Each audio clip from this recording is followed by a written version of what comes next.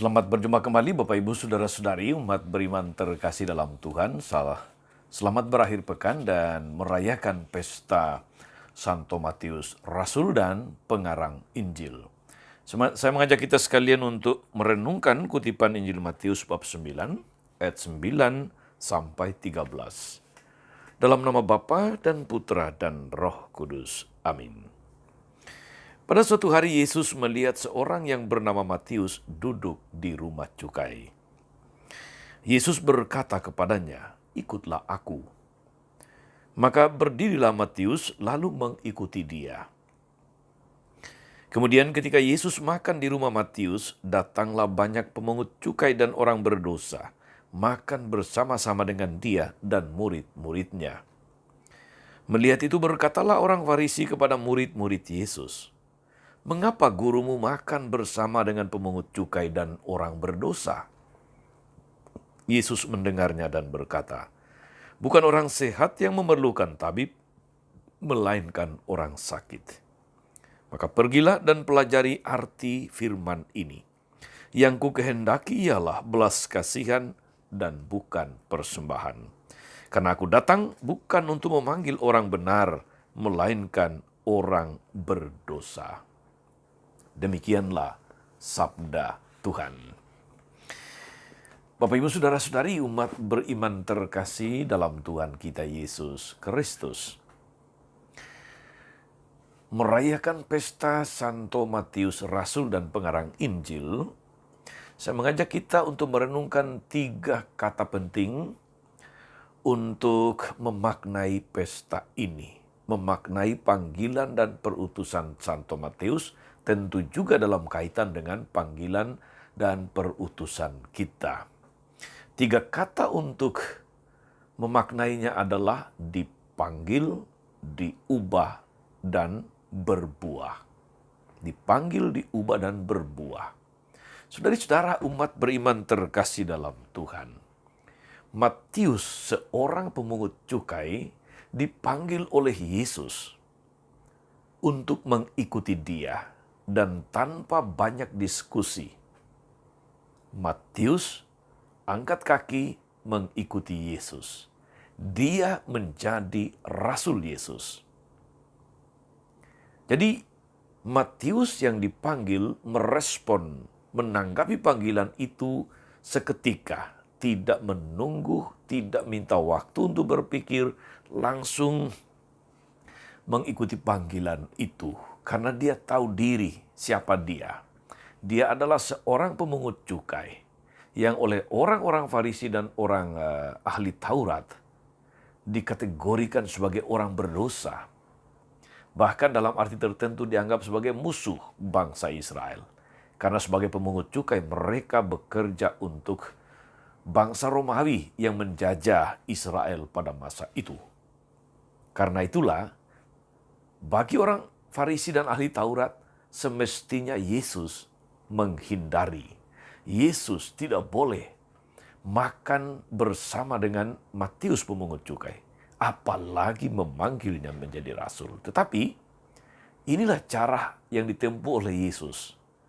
Mereka yang bahkan tidak dianggap oleh dunia, yang dikucilkan oleh dunia, oleh Yesus didekati, disapa, disentuh, dan bahkan kemudian dipakai sebagai alat di tangan Tuhan untuk melakukan karya-karya Tuhan. Saudari-saudara, itu kata kunci pertama, dipanggil. Yang kedua adalah diubah. Matius pemungut cukai pekerjaannya jelas, memungut cukai, memungut pajak untuk kepentingan bukan bangsa sendiri, tapi bangsa Romawi, penjajah. Dia yang tadinya adalah pemungut cukai, tidak dihakimi, tidak dihukum, tidak direndahkan, tidak dihina oleh Yesus. Justru dia dipanggil untuk ikutilah aku. Dari seorang pemungut cukai menjadi pewarta kabar baik. Dari seorang pendosa menjadi alat di tangan Tuhan untuk melakukan karya-karya Tuhan.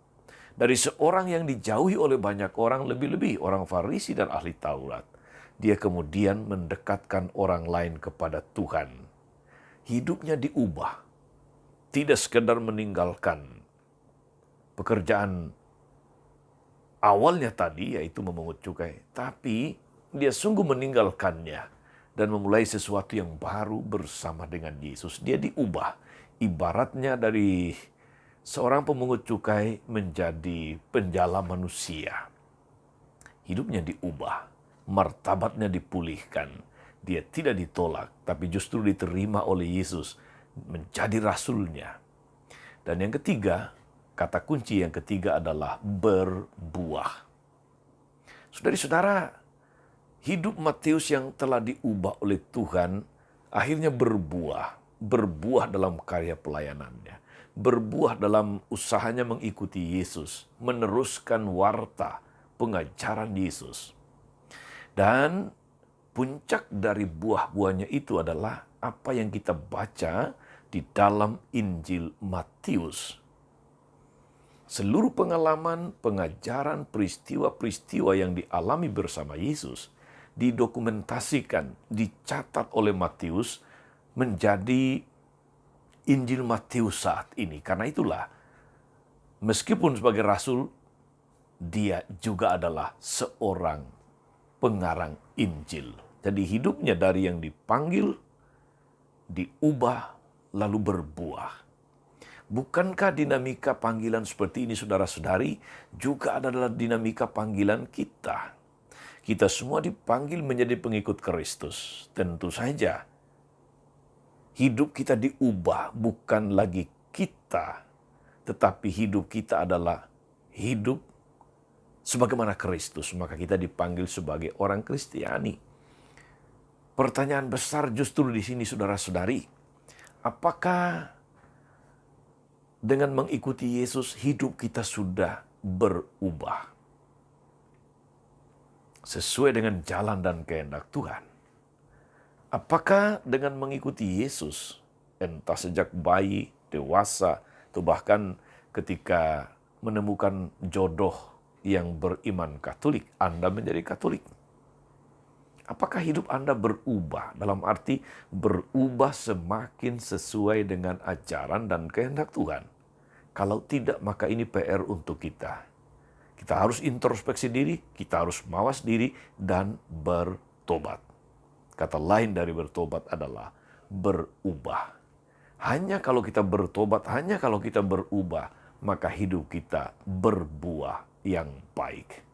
Saudara-saudari, kita sudah dipanggil, kita harus berubah supaya menghasilkan buah-buah yang baik. Santo Matius, seorang pendosa, seorang pemungut cukai, dia dipanggil, hidupnya diubah, dan hidupnya berbuah.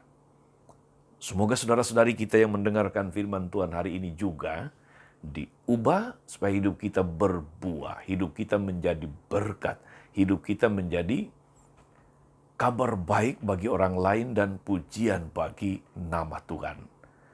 Selamat berakhir pekan, Tuhan Yesus memberkati. Amin. Tuhan Yesus Kristus, kami bersyukur karena Engkau telah memanggil kami menjadi pengikut-Mu. Berkat mengikuti-Mu, hidup kami diubah supaya berbuah. Mampukan kami agar berkat mengikuti Engkau, kami bersedia untuk diubah menjadi alat di tangan-Mu untuk melanjutkan karya-karya-Mu, mewartakan kabar baik di tengah dunia, dan menghasilkan buah-buah bagi banyak orang. Terpujilah nama-Mu sepanjang segala masa. Amin. Saudari-saudara sekalian, berkat Allah turun atas saudara-saudari, atas mereka yang kita doakan atau kita janjikan doa, mereka yang sakit dan menderita, segala rencana, karya dan pelayanan hari ini, Bapa dan Putra dan Roh Kudus. Amin. Tetap sehat, teruslah menjadi berkat.